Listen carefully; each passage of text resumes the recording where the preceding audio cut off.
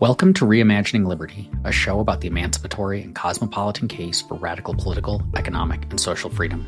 I'm Aaron Ross Powell. I sometimes hear market anarchists say that anarcho-capitalism isn't anarchism.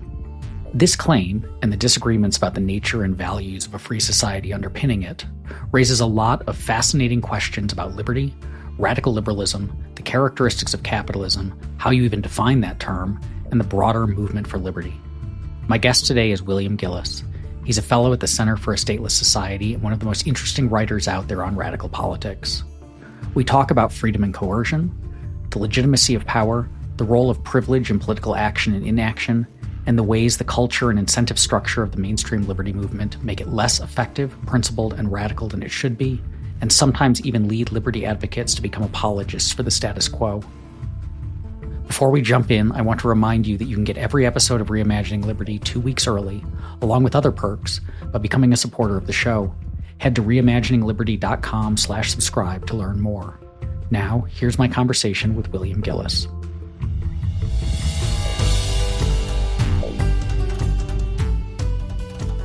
What's wrong with anarcho-capitalism?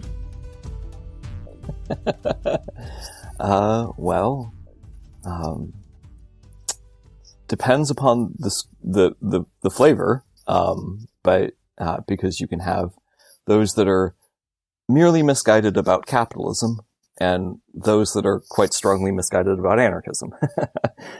So that's a typical old joke to say that there are anarcho-capitalists that are naive and temporarily confused anarchists, and that there are anarcho-capitalists who are something much worse than that, and at least sincere in their love of capitalism. And here capitalism, as I think most of the world has used the term, as most people I think intuitively kind of like understand and appreciate it, but there is a significant portion of people who disagree or who use the term to simply mean free markets. Here, I'm using capitalism to, basically stand for the rule of capital over labor, the large capital concentrations that make up our present economy, and much of the world and much of what is called capitalism. A situation that is deeply predicated upon centuries of state violence and intervention in the market and control over the market and establishment of certain toy markets and, basically enslaved markets, or, economic situations where market activity is at best, peripheral or takes a subservient position or provides only limited, course correction around the margins of the periphery. So in that sense, we can say that there's a dispute over over the semantics of what capitalism is, but I'm not particularly, and that's where a lot of discussions around anarcho-capitalism and critiques of anarcho-capitalism from left market anarchists has historically, defaulted on, but I'm not particularly interested in fighting over semantics. I'm happy to use different terms in different contexts, at least in private conversations with certain people as they, prefer. So if they, in their private language, or their personal language or their language of their small community, capitalism is merely freedom of association in the economic sphere, then okay, cool. Then I'm pro that. And I'm happy to use that term in conversation with them in the same way that, like, for some people, communism literally just to them means freedom of association in the economic sphere. And so I'm happy to use, communism in that context with that person. I think that there are reasons why we shouldn't cede to those definitions on the whole, but I'm not so, I think it's not so productive to get hung up on those semantic and strategic decisions around language. However, anarcho-capitalism is not just, anarchism plus capitalism, right? It's a distinct tradition and movement. And unfortunately, in a lot of ways, it tends to be, to have very little contact with anarchism, both as like a prefigurative practice and movement, a living movement and body of,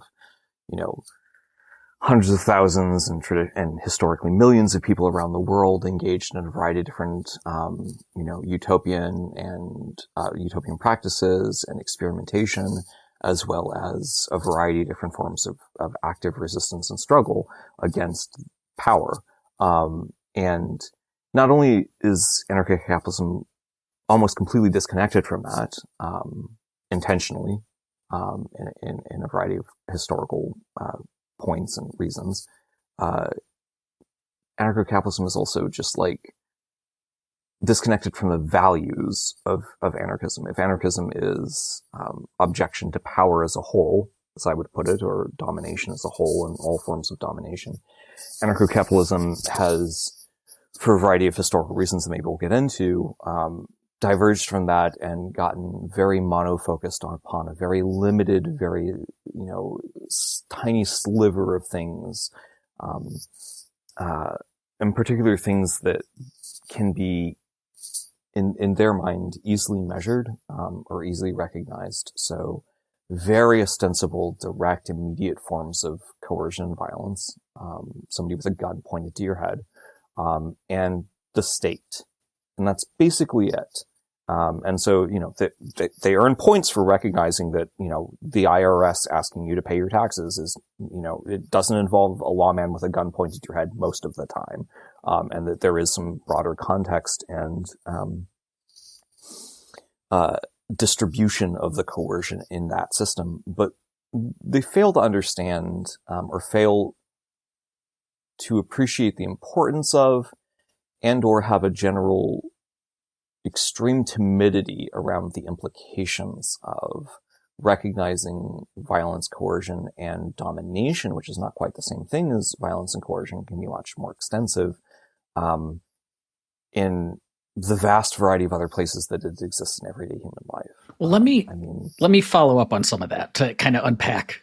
Putting myself in the mindset of one of my listeners who would say consider themselves potentially an anarcho-capitalist and came to it from the readings of anarcho-capitalism I did when I was working in libertarian circles and so on, I think they might recognize some of the critiques you're making, but they might be a bit confused by others. And so let me see if I can tease some of those out or clarify.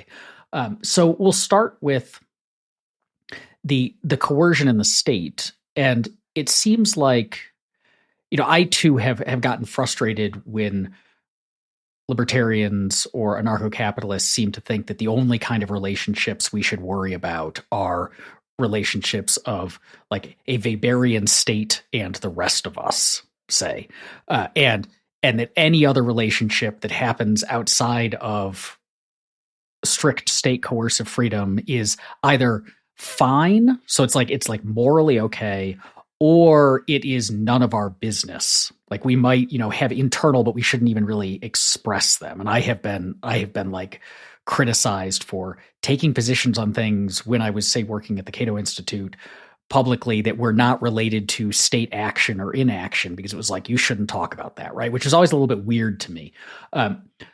But it does seem like that a crux of their argument, and you read people like,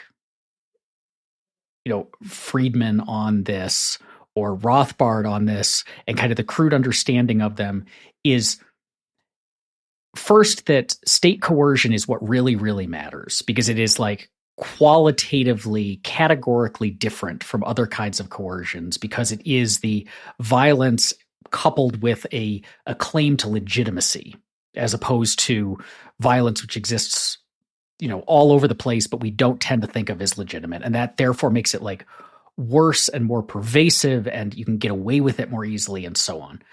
And so we should, if not exclusively care about it, that kind of coercion and violence, we should potentially care about more, or set as the priority is the one to undo first. And then secondly, it seems that there is an assumption, sometimes stated, sometimes not, that if we can undo, so if we go the full anarchist route, right, of anarcho-capitalism, if we can undo all of that kind of coercion, then the other ones that you and other anarchists are worried about will kind of naturally, if not entirely solve themselves, they will be ameliorated to a significant extent because people will be wealthier, will be freer to move around, will have more options, and all of those things create ways to kind of push back on it. And so it's not that they're intentionally ignoring it, it's that they're saying all of those things are either exclusively or largely symptoms of this one thing, and that's what I care about. Well, I do think that there's some oppression. I mean, you go to an average ANCAP forum. I mean, I pull obsessed of scum and villainy. And you'll find a lot of people outright dismissing certain oppressions and, not having any concern with them and not wanting them to disappear. So people who support patriarchy, people who support racism, people who support, transphobia, homophobia, etc. Various forms of, domination or, oppressive behavior that they want. So I don't think that, it's important to note that while there are some ANCAPs who will make the arguments and, folks within the libertarian movement who would make the kind of arguments you're making, it's not entirely reflective of the base, which in many ways is deeply reactionary and pro-hierarchy and domination in a number of reflects. And as Rothbard had the revolt against equality or egalitarianism as a revolt against nature or whatever, they see, there's a lot of folks who want a natural world of natural hierarchies, and their notion of capitalism is not efficiency at providing for the needs of everyone via the efficiencies of the market. Their notion of capitalism is the just hierarchy of those who have who merit the giant cruise ship with Bitcoin money that they randomly got by betting in the crypto markets. Those people are, they're unique geniuses, they're uniquely genetically superior or whatever, and so they should have greater capital, should have greater, power, etc. And that the problem of the state or the problem of all these other things is really holding back the natural hierarchical order. So first off, there's that. And then, so you talk about, so the question of whether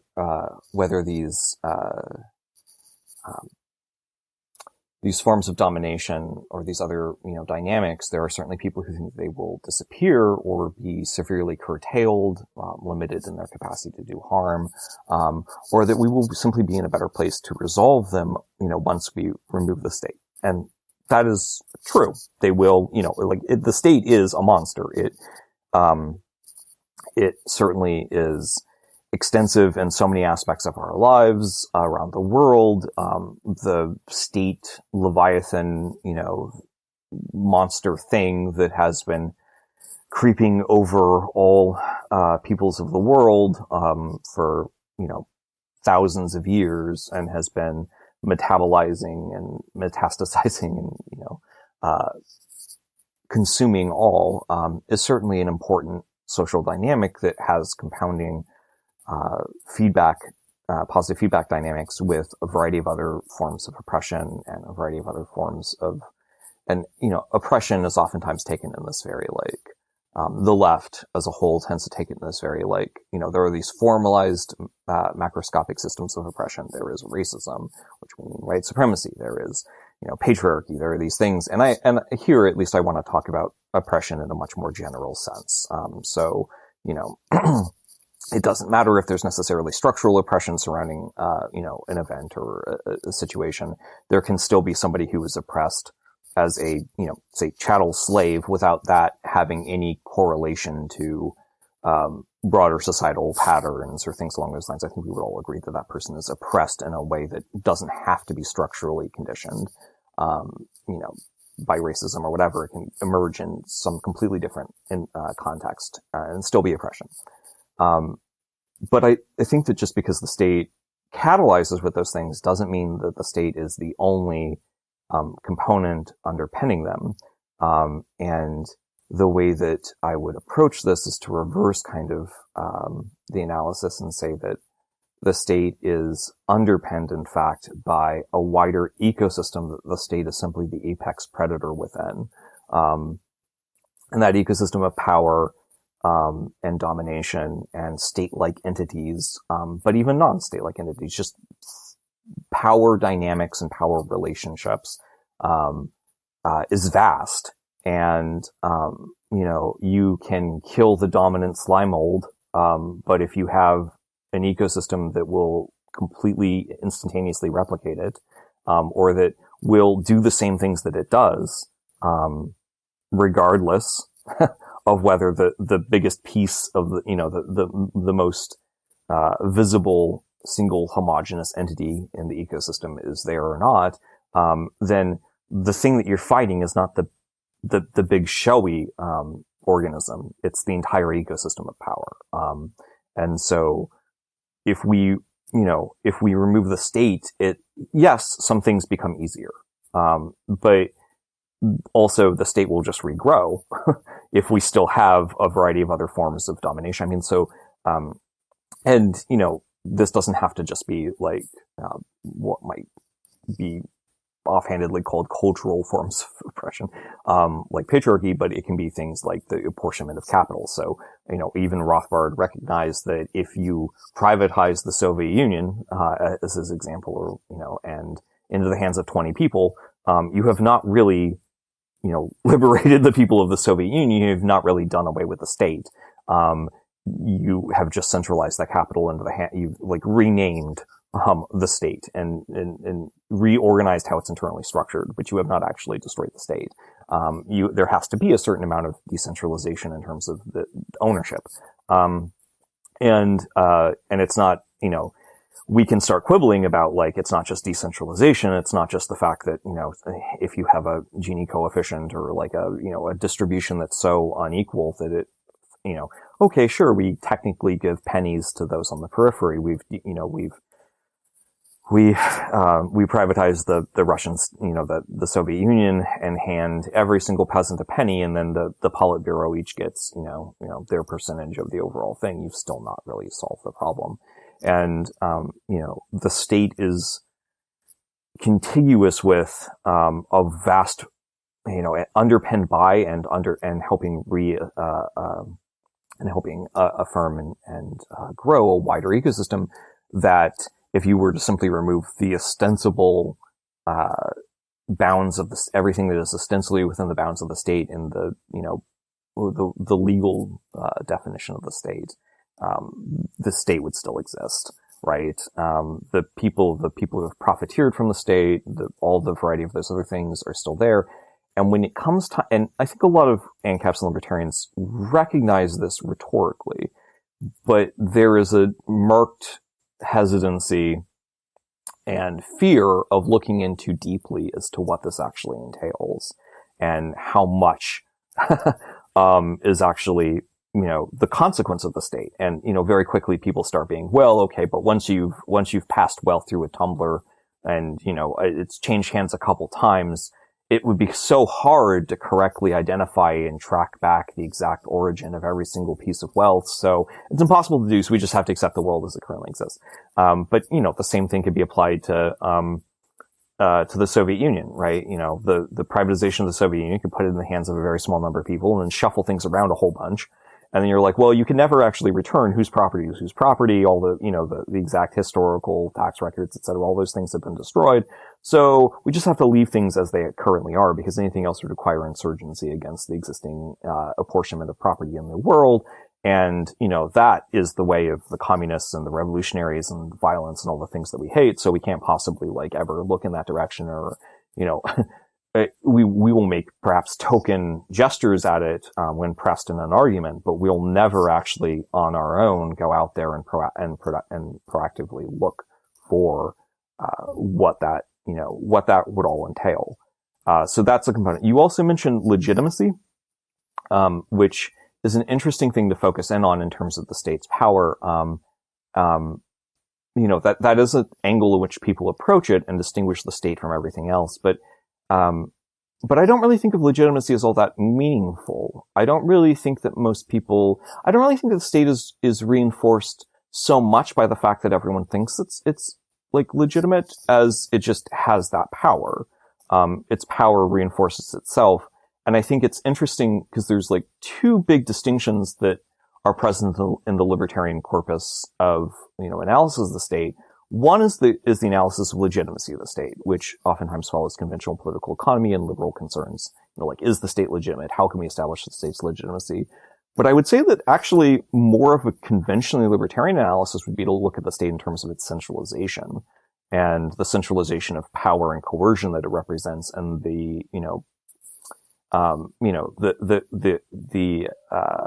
capital effects that it has of that, where, small entry, the competition is not possible in comparison, and the state gets immense benefits from its centralization, in leveraging against other people. It can do war so much better. That I think is probably the greater, issue with the state, which is an organizational or structural issue, rather than whether people simply believe that the state has legitimacy. I think we oftentimes see very quickly that people's belief in the legitimacy of the state evaporates the moment it's shown that somebody can actually make a successful attack upon the state, that the state is actually at risk. If you go through Iran right now and you were to ask people versus before the current uprising, what is the legitimacy of the state? I think that you would get completely different answers to that, because the revealed preference, the revealed actual analysis of people is, can we actually manage to defeat the state? Can we actually manage to fight back against it? And that's an organizational question. That's not an abstract philosophical question of legitimacy. I want to pick up on something that you said earlier, because I think that this is an important piece of it that gets underappreciated by a lot of, particularly people in libertarian or kind of more mainstream liberty movement circles, and that is, you talked about often the kind of reactionary nature of ANCAPs, not necessarily in the hard central core of the theory, but in the conversations they have and what they choose to focus on or not care about or celebrate and so on. And it does seem that ultimately the quest for robust liberty, whether that is in a fully anarchist direction or it is in a radically liberal direction, or however we want to define these terms, but genuine liberty for everyone thing is ultimately a quintessentially left project. And it's a left project, I think, because the right, the fundamental feature of the right is the reification and maintenance of imagined hierarchies as ultimately either natural or self-serving. So what the right seeks to do is say there are hierarchies, they are real, they are natural, they ought to exist. Breaking them down, flattening power and hierarchies and so on is bad. And it can either be bad in a purely I'm at the top of these hierarchies, I benefit from them, I don't want my status reduced, etc. Or they can argue for more, society would break down, blah, blah, blah kind of things. And the thing that I noticed a lot is that is it's not, you could be a market anarchist without accepting any of that, right? And it's almost like it's a blind spot where they don't recognize how kind of reactionary right they are in their thinking and how much it leads to embraces of power and domination when things cut against. And so, for example, I was really distressed at how many people in the liberty movement during the George Floyd protests, people who had been very pro criminal justice reform. Yes, the cops do all of this really oppressive stuff. But the moment that there were protests and those protests became unruly, not even necessarily violent, but just disruptive, they were like, well, okay, I am fine with you agitating for your freedom as long as it doesn't basically inconvenience me. If you're blocking traffic, you've gone too far. Please just go and vote or something like that. And it was distressing, but it spoke to, I think, this kind of cultural aspect to a lot of libertarianism and ANCAP thinking of basically imagining that, yes, we could radically scale back the state, or we could reduce it to zero. And what that would result in is basically more freedom for me, but still kind of the status quo that I'm comfortable with in terms of distributions of power, distributions of status, distributions of economy, and so on. And so we can like imagine it would be great. But I think, as you said, there's this cultural aversion to this would radically change things for me too. And a lot of these people are benefiting from the status quo. Yeah, I mean, I would push back a little bit on the right-left dichotomy that you're making there. It's certainly a conventional and very like mainstream and like respectable one to say that the left is interested in equality and the right is interested in hierarchy. And you know, oftentimes the anarchist response is, well, where does that leave the focus on liberty? If you know, neither of those sound like freedom. But I'm not sure that the left is coherent as a concept. I'm not sure that the left expresses a philosophical position. I'm not sure the right expresses a philosophical position. Those coalitions are sociological coalitions. They're defined by social forces and, you know, feedbacking effects in terms of the coalitions that are constantly being built and restructured on the ground. So the left, you know, in the 1950s means something very different than the left in the 1990s, today, in the 1920s, etc. And I don't really want to be welded to, you know, making claims about, in terms of something that's so fluid, and so socially, mobile. There's definitely large sections of the left, and I am oftentimes very vociferously hostile to, the left as a whole, for aspects that are completely at odds with the anarchist project. A tendency towards collectivism, looking at things at the macro scale rather than like evaluating and, you know, and treating individuals as though they're mere components, parts, organs in a larger whole rather than distinct individuals with choice. A tendency towards rooting for the underdog, as you can identify it in any fight, no matter what, without any analysis of anything beyond that. These are definitely, and then also a tendency to try to hold whatever political position might hold their coalition together, regardless of the coherency of that with the rest of their values or ostensible goals. That's definitely something that, so I don't want to get welded to the left-right dichotomy here, but I think that we can do a sociological analysis of why so many people that are pulled into libertarianism, basically advocate for the status quo. And I think that the simple fact of the matter is that libertarianism has been, since at least the 1980s, and it's hard to talk of a coherent libertarian movement necessarily really before that, when, you know, the LP was a few people in a living room, or, you know, when, you know, Rothbard and Ayn Rand were completely isolated small individuals with a small circle of people around them. The libertarian movement has been focused, at least since the 1980s, on recruiting a base of straight white men, you know, some deviation within that, but, who are typically boys, teenagers, who are very interested in feeling intellectually superior, which is fine. You know, you do want to be right about things. But, focused in on that audience and not at all really focus, you know, like everything ultimately ends up serving to reinforce that social base. And so it turned out in 2016, surprise, surprise, that a huge chunk of that base realized they could get the things that libertarianism was promising them much easier by just being straight up Holocaust denying like Nazis, right? Like we watched so many prominent Nazis come out of the libertarian movement. Chris Cantwell, the Right Stuff podcasters, like on and on it goes. These people came out of libertarianism and their critique of libertarianism, I mean, they have like an ostensible ideological critique, oh, you don't understand the nation and the necessity of the collective belonging and blah, blah, blah. But, a lot of these people will at the same time openly admit that race is a complete, falsity that is being made up on the spot in order to facilitate a variety of things and personal power, and that they don't believe in anything. And Richard Spencer is like, well, there's no principles. It's just power.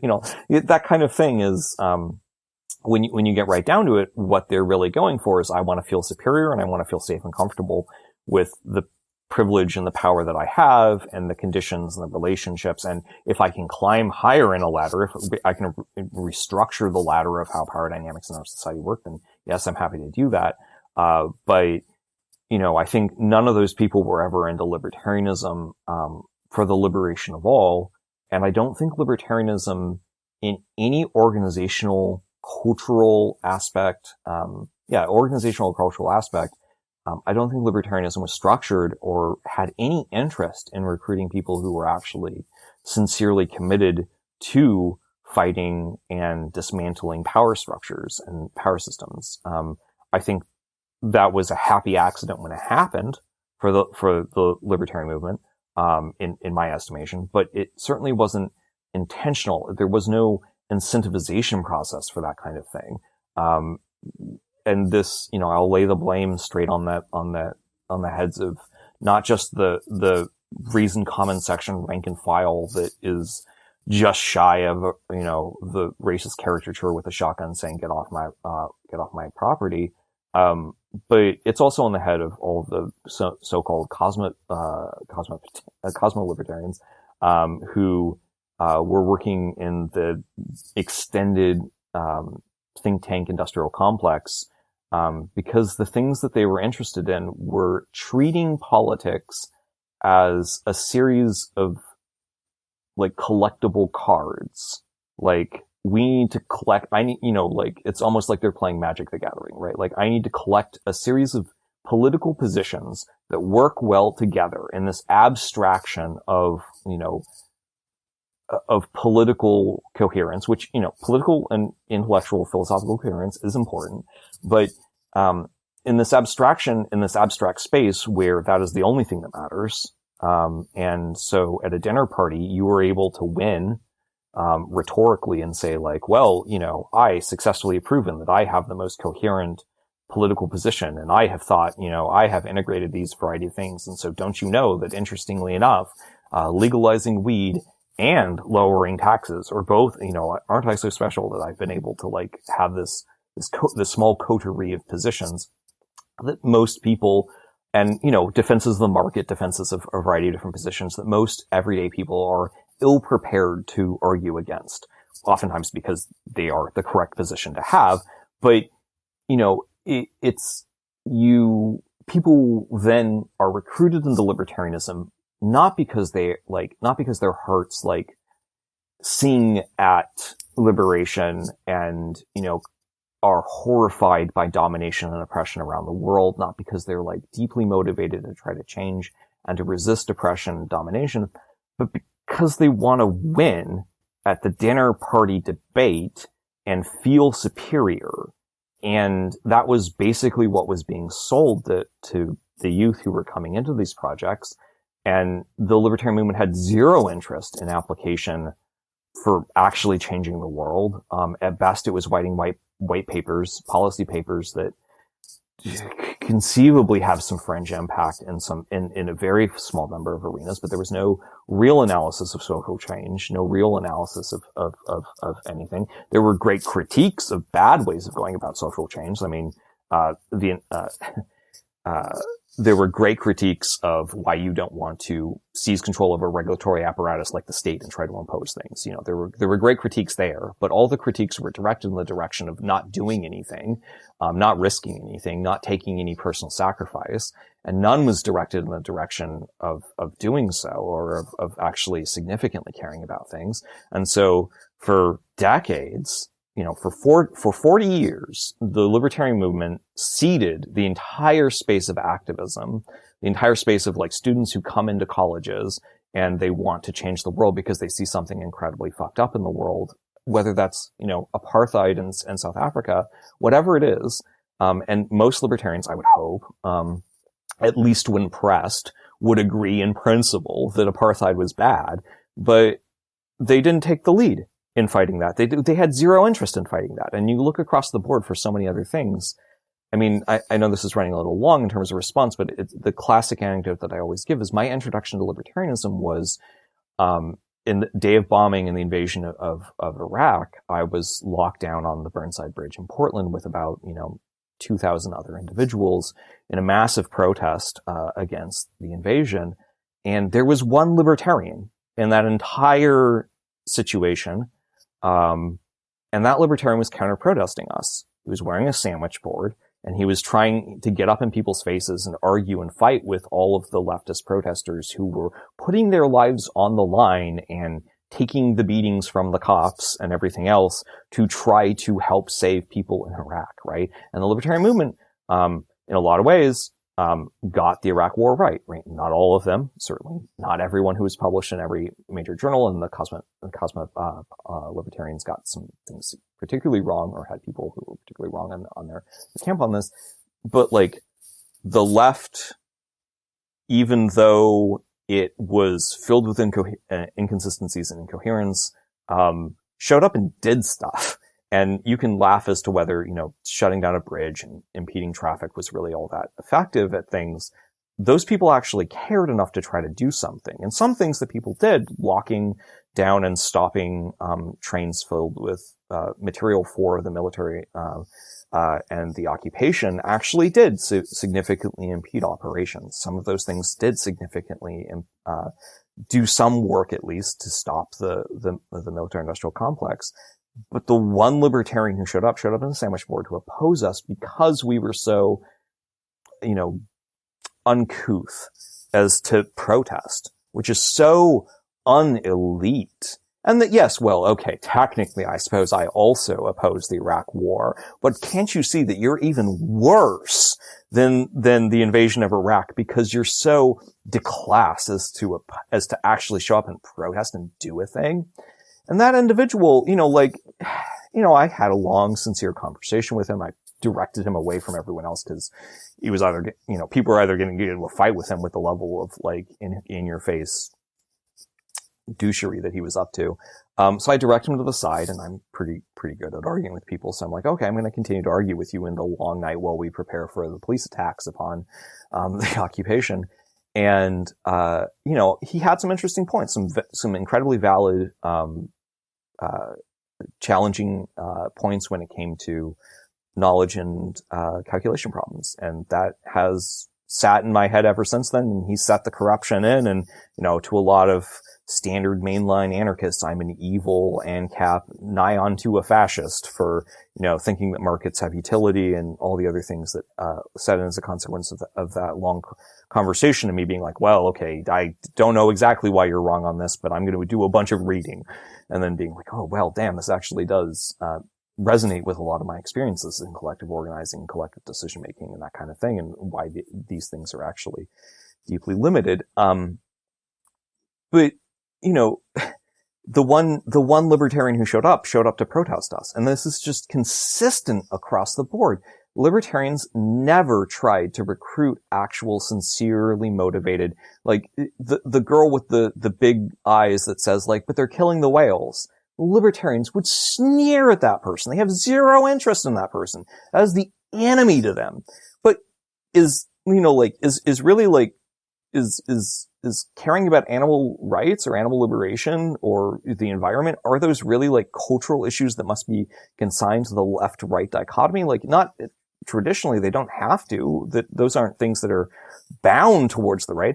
All it ultimately boils down, and certainly once upon a time, Nixon passed the EPA. There were all these kinds of different, polarizations and orientations on that were different. But what the libertarian base and the people ultimately higher up are reacting to is the deplorable declass earnestness and the rider with it of, I might have to do something. I might have to sacrifice on my life. I might actually be obliged to take action. So let me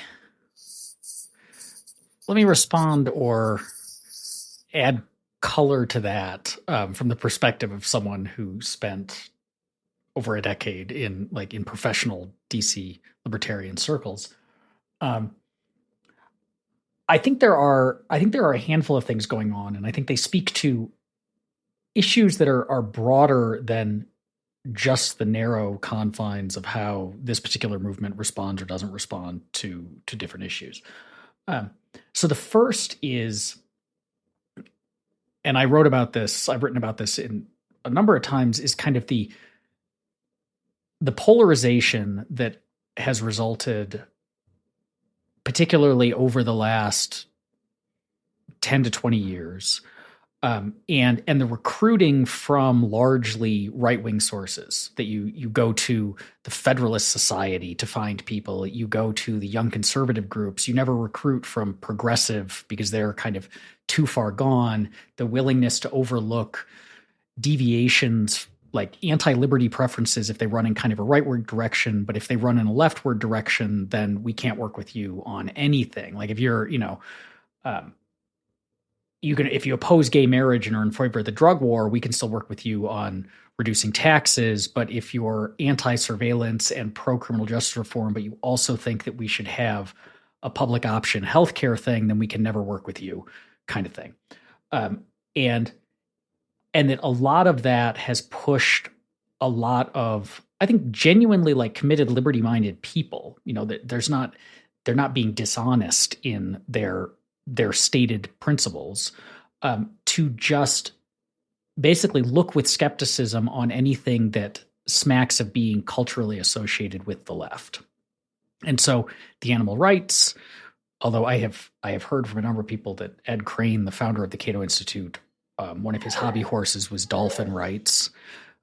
So he was into that kind of thing. But if it's an issue that the left really cares about, there's a skepticism about it. Or if it's a behavior that kind of correlates more with being on the particularly cultural left, there's a skepticism about it. So I think that's part of what's going on.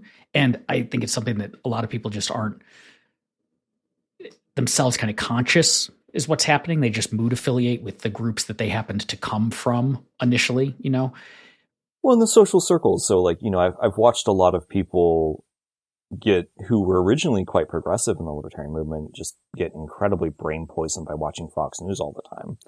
And it's like, okay, well, I check your Facebook and all your friends are on the right.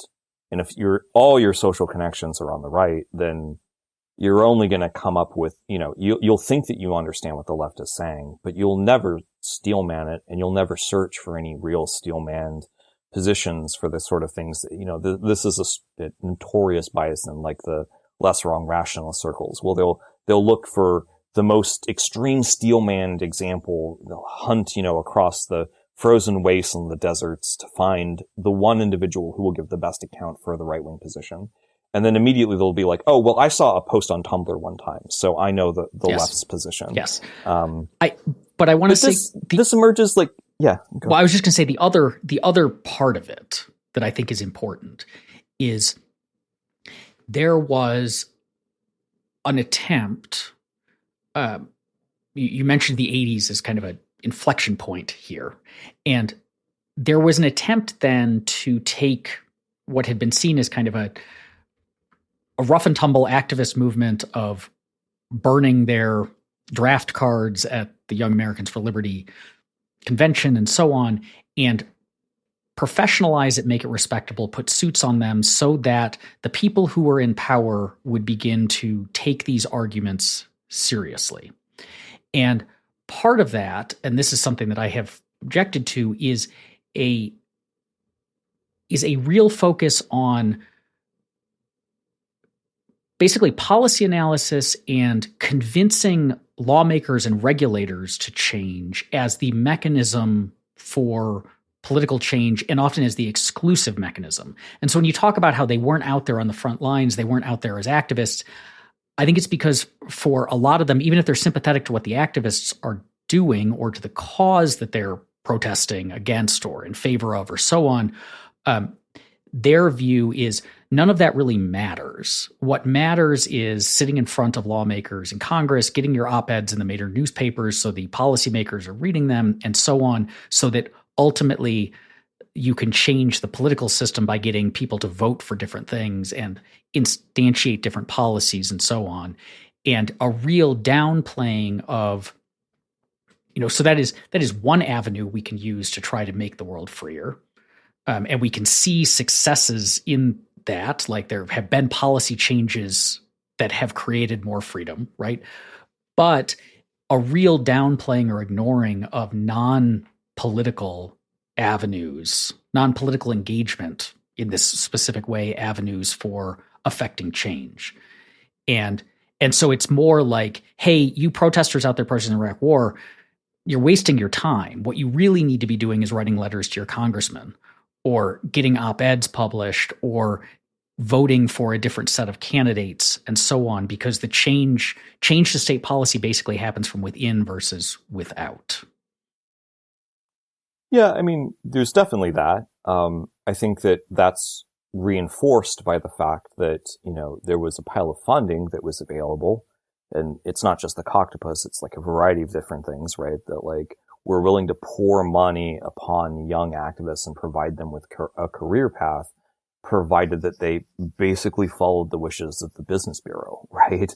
That they basically did what was good for American business, and not all established American businesses. There is a certain degree of like insurgency within the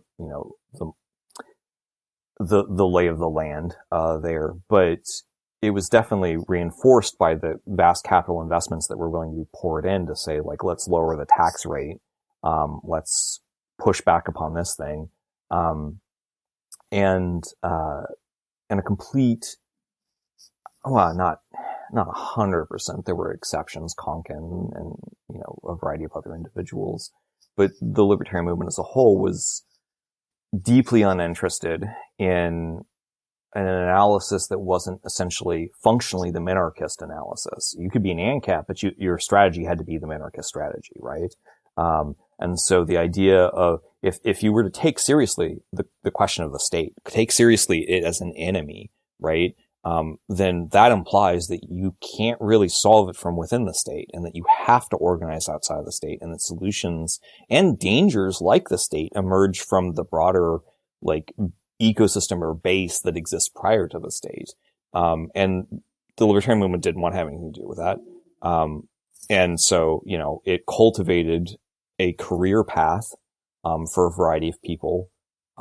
I mean, Tucker is kind of a funny example in his book on fascism, for the brief moment when he was denouncing Trump and the incipient fascism. He mentions this thing where, he's coming up in the 80s, young, up and coming libertarian, wearing the suit, doing everything, respectable. And he gets invited out to lunch with one of the funders of the libertarian movement. And he puts this anecdote in the book and refuses to name who she is, but apparently she was a straight up Nazi. And she reveals herself to him in while they're out to lunch, assuming that he is as well. And that this is the project that he's obviously involved in, because that's just what libertarianism is supposed to be about, ultimately, when you get past the ostensible gloss on top of everything. And, he's like, oh my goodness, well, no, of course not. And then he never names and shames. He never exposes who this funder is, because that wouldn't be genteel. That wouldn't be respectable. That wouldn't be civil. And so she goes to her grave because, according to his account, she's dead now, having funded and influenced the libertarian movement internally. And I doubt she's the only one. He implies strongly inside of his book that she's not the only one. And, but even before you get that funding, it's like, how did a young individual like Tucker see the libertarian movement as a space of respectability and genteelness and like these abstractions and all these things? There was a culture that was being built. That culture is very much, you're correct, antagonistic or like at odds with the rough and tumble hippie generation. Because when I tell the anecdote of like, oh, well, I was protesting in lockdown against the Iraq war, that, at libertarian conferences, the 60 plus long beard libertarians were like, oh, yes, of course. And then I say, well, a libertarian came up in a sandwich board to counter protest us, and they're scandalized. They can't believe it. And everyone younger than them is like, well, yeah, I mean, yeah, that makes sense. Right? And so, like, I think that the culture of, like, people aren't just drawn in by, it's not just who the think tanks recruit from. It's not just that they recruit from, the right. It's not that they have their friends on the right. It's that the people, the very base of the libertarian movement, and maybe this is myself as a younger person, assuming that forums and internet conversation, that kind of space is like more the origin of this kind of thing. But I think that some of these dynamics have been longstanding, which is that individuals are, young boys are gravitating towards what they see as like really cool power cards that they can play in a game of conversation and be like, well, actually, my trump card says, in fact, this. And so you've acted my trap card, et cetera, like I win. And solely as a game, solely as like, those of us who did debate or that kind of thing, like solely in those terms. And there's no traction. There's no actual investment for like changing the world. And there hasn't been for so long. And I think that shift happened prior and collaborative with, but it's a separate dynamic just from the organizational biases. And very quickly also the Republicans, the conservative movement was happy to gobble up every piece of rhetoric, every card, individual, very discretized, separated from everything else. So, if you're an anarchist and you start talking about a critique of the state or a critique of patriarchy or a critique of these things, it's very, very quickly those critiques look prickly in a way that no one else wants to pick up. Nobody else wants to be like, oh, well, so you're saying insurgency against like the local rapist in your community. This is not, they walk away from those kinds of things because there's so much that's intertangled. But the libertarian movement treated each individual position as isolated from one another. So you could be pro-dolphin rights, right? Although I really doubt that, that looked like funding Greenpeace or doing direct action, raids upon, SeaWorld. I really doubt that was what was happening. But if you don't believe in electoral change and you don't think the state is ultimately the place that's going to make real substantive changes, then you have to like raid SeaWorld or whatever it is going to be. You have to break the dolphins out of captivity. Whatever your strategy is in that situation, it's going to look very different from the electoralist position. So I do think that there was this deep catalyzation across the board that inherently meant that, the right saw libertarianism and still sees libertarianism as a source of winning cards that they can play and disconnected from everything else because you can take or leave. You can be like, I'm pro-abortion, I'm anti-abortion. I'm pro the drug war, I'm anti the drug war. I mean, I don't know very many libertarians that are pro the drug war, but I'm certain that some exist because things are treated so interchangeably. They're so separably. You can somehow support, immigration restrictions and call yourself a libertarian. And the absurdity of that in like philosophical terms is just glanced over because sociologically, the structure of the movement is, well, they're just separate cards. They're just little pieces that you get to collect. They don't mean anything. And so you have the Proud Boys and straight up fascist movements in this country, individuals who will sig heil one day, same individual, sig heil one day, and the next day be like, well, I'm a libertarian. I'm pro weed legalization. I mean, it just, everything, like, there is no skin in the game. And it's really kind of wild that libertarianism failed to recognize the incentive structures of its own movement, even while it had the best analytical framework for analyzing incentive structures and malincentives and, bad information and catalyzing sort of like structures like that. Like it failed to analyze that it had no incentive structures to attract anyone that wasn't essentially trying to preserve their own power and privilege. And I do think that there are individuals who are sincere enough about the ideals as they are labeled on a card. And there are individuals, although typically we tend to win them over to the left market anarchist position very quickly and they tend to leave libertarianism. There are individuals who are 100% sincere, But I think even the individuals who have all the right positions and entirely coherent, they're correct on immigration, they're correct on, abortion, they're correct on all these things, they have the actual, position of liberty, and they care, and they may sob even as they see atrocities committed.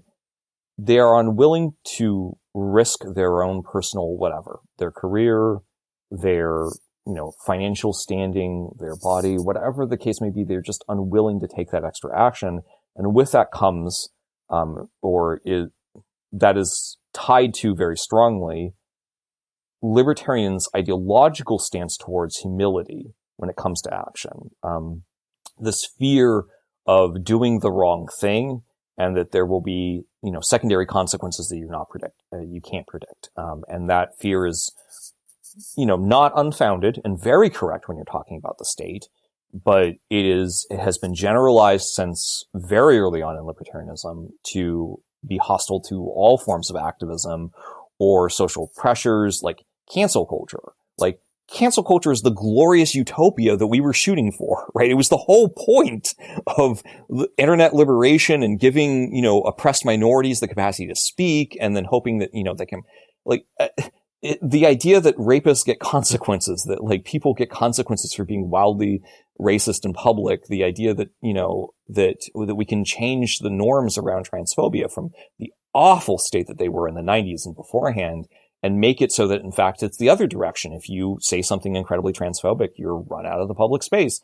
That's the goal of liberty. That's what we were fighting for. That was the whole point of that's the promise of an open, free marketplace of ideas, of all these things. And it's antithetical to so many libertarians, right? They see it as literally the opposite of what they were fighting for.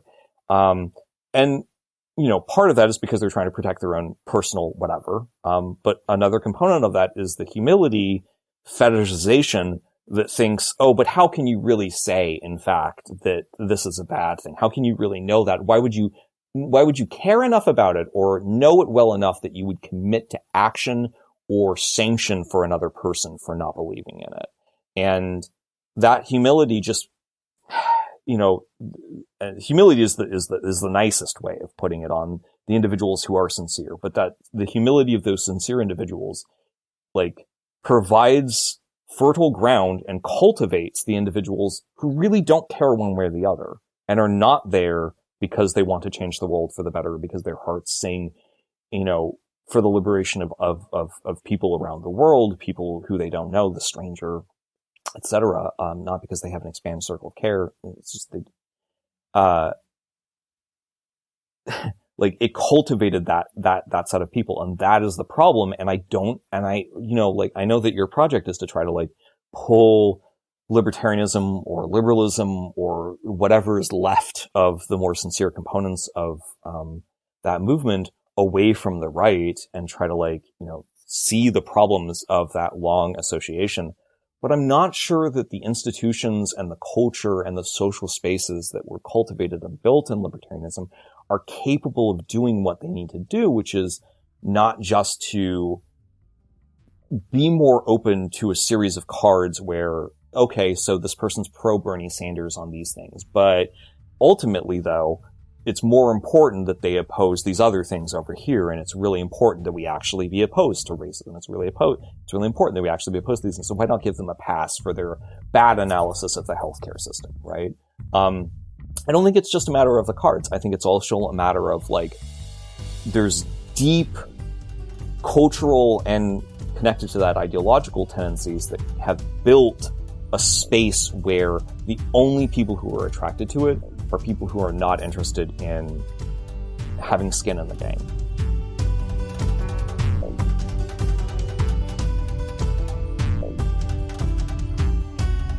Thank you for listening to Reimagining Liberty.